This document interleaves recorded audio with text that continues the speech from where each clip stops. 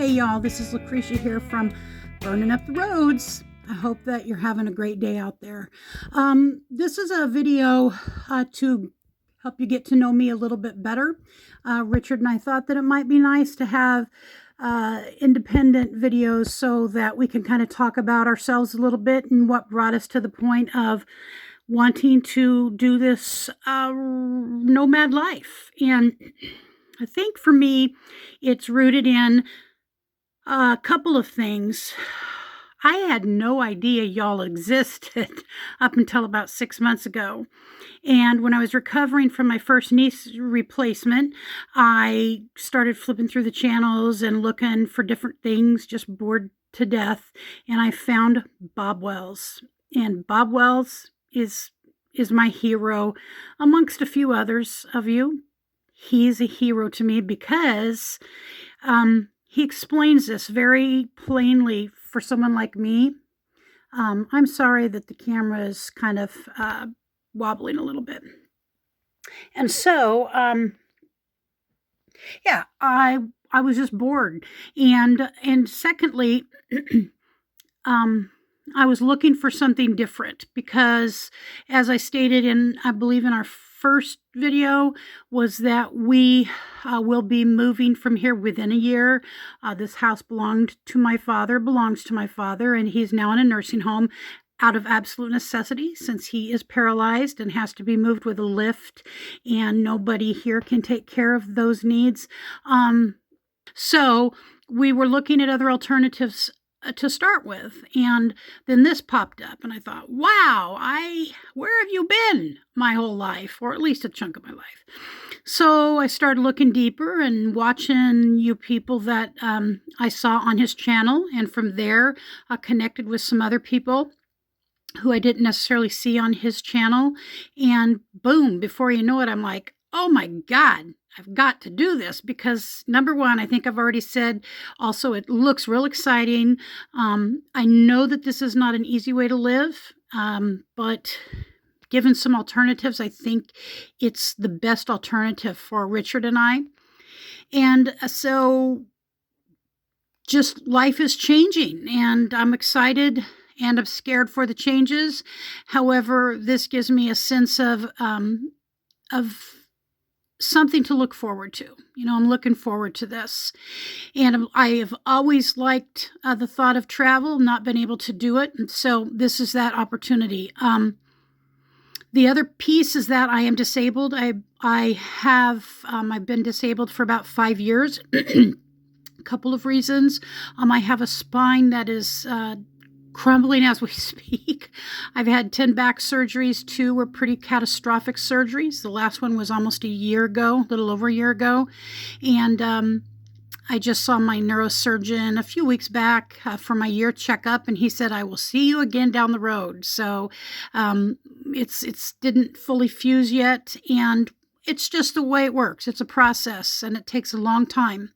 But he has kept me walking, kept me moving, and that's what I cared about. Secondly, my knees, but I have had both of them replaced, although both of them got injured, each independently right after surgery, to have them replaced. I'm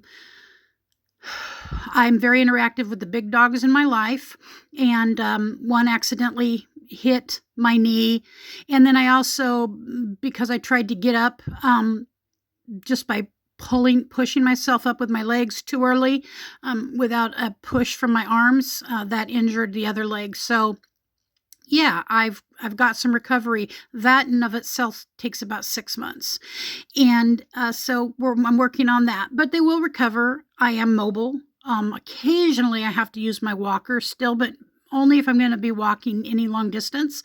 I don't like to. I can tell you that. There's nothing easy about me humbling myself to use my walker. Not that there's anything wrong with the walker. I'm grateful I've got a walker. I've used my walker, but yeah, I have what I need in order to get better. And I do my physical therapy independently because I don't like being dependent on anybody. I do not like asking for help. So when I ask for help, it's needed. So those are really some of the reasons that I want to do this. I can't take care of things myself any longer. I have a care assistant, caregiver, and she takes care and he takes care of things like laundry, like meal preparation. Sometimes I am better. I'm able to do that more.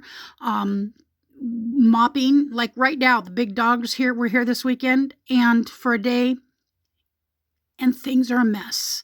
It's not their fault. They're dogs, but I have not been able to get it cleaned up yet. So I'm just going to show you around the house so you can see what's going on and why I need to downsize. It's a absolute necessity. And I would prefer not to downsize into some Section 8 teeny tiny apartment in a shitty part of town that I don't feel safe in, that I don't like, in a place I can't stand. I would rather be in a van of my choosing with the things around me I want in the place that I want to be. Period. Simple as that. So I'm just going to stop here. I'm going to get up. I'm going to take you kind of around and show you one more time the things that I'm struggling with that are creating this need for me to change my style of living. So this is my vanity. And, I'm able to take care of that and clean that up mostly. I have a lot of stuff. My desk where I get myself around every day. I put a mirror up there and I sit to do my thing. My clothes closet. So I got to hang up a lot of clothes. It'll be nice whenever that goes away, honestly. And this is like a fraction of what I've had over the last few years. But again, there's a bag right there full of clothes I have to get rid of. And I need to get through that closet one more time and just go through it another time. Get rid of those purses up there. My bathroom. So I got a regular full-size shower, toilet, and I can take care of, and a ton of towels. Got to make decisions about things like that. That's just a reality. I can't have 15 towels tagging along with me. Dusting. Vacuuming. Needs vacuum more often. So check this out. I went to put these white pants on today. That right there is nothing I did. That is because one of the big dogs, or two of them, or three of them, jumped on my bed, and boom, muddy paws. And I tried cleaning it. I really tried cleaning it, but I just made it worse. Okay, so, I have a clothes here, a pile of clothes that need to be rehung up. My dresser, got a giant dresser, but check this out. Box Van D. No, that's not the one. So I've started rolling up my things. And putting them away. Even, check this out. So over here I have shorts. I have a bunch of shorts. And over here, sweat bottoms. Those are all rolled up. And they pretty much took this area up. And those are some skirts I have that are called broomstick skirts. And you just kind of twist them and that's it. So that's some stuff. And then we're going to, that's my son's bathroom. I have nothing to do with that, and I'm not going to show you how horrid it is. Really, that stain would be up off the carpet, but I can't do it. And I promised, check this out. So I dusted these glass top tables, which I would never have again. I dusted them right before the weekend. I think it was Friday. And here you go. Look at that. Just a few days. And then when the big dogs come, we put something over the couch because this is a house where dogs live. And I always love making sure they feel at home. What's that dog down there? And the little bitty girl dog. Oh, look at her. That's our Patty Cake Lake. Patty's awful tired, and she just went one place today. Say hi, Patty. Hi, Patty Lake. Oh, she's a pretty little sweet girl. She's Mama's baby. She's Daddy's service dog. She's my baby girl. You want to sleep? Okay.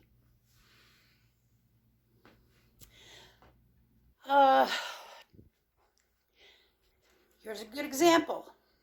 Big dog paw prints yesterday. Haven't had the ability to deal with them yet. And it's frustrating because I can tell you that there was a long stretch of my life that you could eat off of my floors. But as I got worse physically, things like this got worse. Richard does what he can do, but he's injured, as he's explained as well. We have a full-size kitchen and family room. There's a fireplace behind that big-ass TV over there. We have a full-size kitchen. Dishes still need to be done. And there is a dishwasher. So this all takes me, when I do it, a lot of time. A lot of time. And these are just reasons that I need to change my life. Those are big washing machine and dryer. What's one of the things that I like, you know, that as I've had to alter my life, having front loaders is better than bending into a washing machine for me. So I'm a person who loves to cook. I enjoy cooking. I have tons of pictures I've taken of food I've made. I make great homemade bread. I enjoy the animals. I'm very much a dog person. I love cats too, but dogs are my thing, and generally speaking, big dogs. Our last dog before Patty a year ago was a Rottweiler, and she passed about 10, 12 years ago when she got sick with lymphoma. And I never wanted, it was heartbreaking, and I never wanted to love another animal again. Another thing about me is, where did it go? I graduated from the University of Oregon, and I'm looking for my diploma. I graduated from the University of Oregon about 10 years ago, I believe it is. I got my bachelor's degree in family and human services, and then I was a year into a master's degree in health policy, public policy, when it became really clear that my back was crumbling, and after 2 back surgeries I had to abort school and go headlong into physical recovery, with about 1 to 2 back surgeries a year. I'm 10 back surgeries in right now. Both knees have been replaced, because if they had not gotten replaced, I would never be able to be on the road. It was like rocks and gravel inside my knees if you've had knee issues. Let's see, I was an athlete as a youngster for about 8 years through high school, through most of high school. I think junior year, through junior year, I was I played catcher, and I damaged myself because I lifted weights with boys rather than girls, and there is a difference. Fact of the matter is, there are some differences, and I trained with males, and I got improper training for me as a female. And so I had some damage. It ended up causing me 3 shoulder surgeries before my 30s. And so I think the last one I had, I was about 32 years old, actually. I think it was about 32 years old. I switched over in late high school to track and field. I was a field event person. I threw the javelin, which I loved. I held some yardage stats up until about 5 to 6, 7 years ago, and that was really fun. I threw the discus and the shot put, but my wrists have always been kind of on the weaker side, and so I did not do as well in those. I still did well, but not as well as javelin. What else about me? The last 10 years of my life has been basically recovering from physical stuff. And I'm really done with recovering from physical stuff, because there is no fun in that. I love to fish. It alters where we can fish from. We have to really fish from shore or from a dock, and that sucks. I want to be able to go down some trails and not have to have Richard carry everything, because, you know, he'll never be able to do all that anymore, no matter what. Even though he's going to recover just like he always has, he doesn't deserve to have it all put on his back. I'm quite capable now that I've had some things fixed, and I'm expecting that that will show through in the amount of work I can do, and that's in play and in life. You know, it's all important. I have 5 sisters. 2 have passed. Linda passed about 2 years ago, and she was the oldest, about 11 or 12 years older than me, and we were very close, but she had really bad COPD, and we knew it was coming, and I'm grateful she's not suffering anymore, but she's missed terribly. And her husband passed right within about 6 or 8 months of her. Out of the blue, there was just a condition that hit him, and boom. And it was just, it's been horrible. Because we all had hoped that he would be able to go and have some fun. He had taken great care of my sister. It was traumatic. It's been traumatic. Another sister, Annette, who passed 21 years or so ago. And Annette, we were very close. As a matter of fact, I probably couldn't keep her out of my van, because Annette and I always wanted to do a cross-country road trip, like one of the speedy ones, like in Smokey and the Bandit. And they both would be really excited for us. I know Annette would, and I know Linda would too. So the fact that they're not here able to see it makes me sad, but I know that I'm taking them with us. My dad is here, 94 years old, still kicking it. He's a tough man, and most of us in my family believe now that Dad is probably going to outlive the rest of us, because he is just a firecracker, and that's putting it mildly. And his birthday's on the 4th of July, so he really is a firecracker. Let's see, what else? I'm just excited. I think Richard and I are both excited. I'm very excited. I want to see the country. I'd like to go to Canada. I've always wanted to travel, but really did not have the means to do so. And I just find it interesting and exciting. And there's things and places all over this country, from east to west and north to south, that are just things that I really have looked at and thought, man, I wish I could go there. Well, now I believe I have a way to do that. And you people are making that possible by giving us the ideas that we've gotten from this. And I'm done with recovery, done with this physical recovery stuff, and do not want another surgery as long as I live. I really, really do not. I'm fed up, and it's over. And the other thing about me is I shared this already. I'm going to share it one more time because it's important for me. Being a recovering alcoholic, I've been sober 25 years now. When I made my first video, I'd only been sober 24, but I passed the 25 mark on Valentine's Day. And it's a huge, gigantic part of my life. I never make it a secret. I reach out to anybody I can. If somebody wants help, I'm always there. You know, I want the hand of assistance in recovery always to be available. And I'm the person who has to make that happen. And anybody who understands that knows what I mean. If I want the hand to be there, I have to be that hand. And that is absolutely how I live my life. And it's not just about substance abuse recovery. It's about other things. I enjoy helping other people. I wouldn't have gotten a family and human services degree if I didn't.